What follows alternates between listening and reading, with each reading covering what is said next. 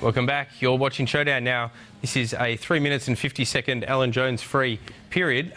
Superannuation. Ed Husic, you guys are the champions of superannuation, yet now you're planning to basically gut everyone's super in the name of a short-term return to surplus. No, it's good that you're relying on fact. That's true.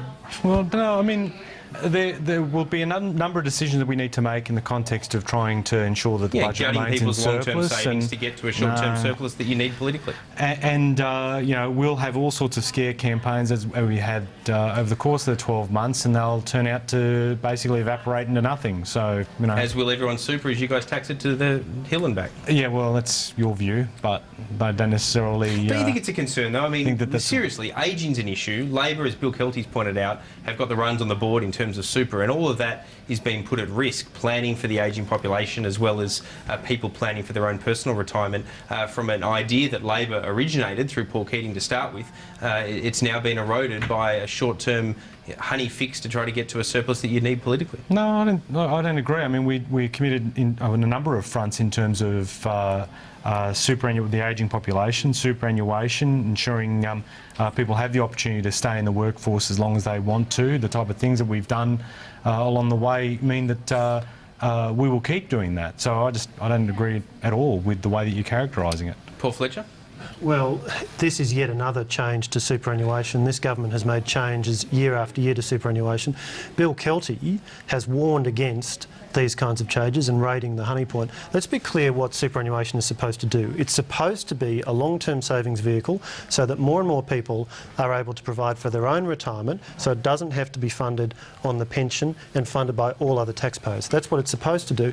But every time it changes, it reduces the incentive to save. We've already seen the contribution limits reduced from 50,000 to 25,000.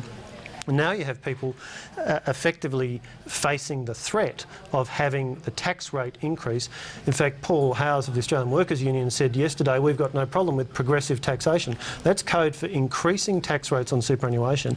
And if Paul Howes, the head of the Australian Workers Union, is saying it's going to happen, well, I think we'd all better be worried, because this government is about to jack up tax rates on superannuation and really damage saving. Greg O'Mahony, last thoughts on this? Well, I think it is self-defeating policy. You know, the whole point is to encourage and incentivise saving. I think the bigger structural issue with superannuation is that the billions of dollars of fees that are charged each year for performance that over the last 10 years has been worse than putting money in the bank. And I think some serious questions beyond tax reform need to be looked at.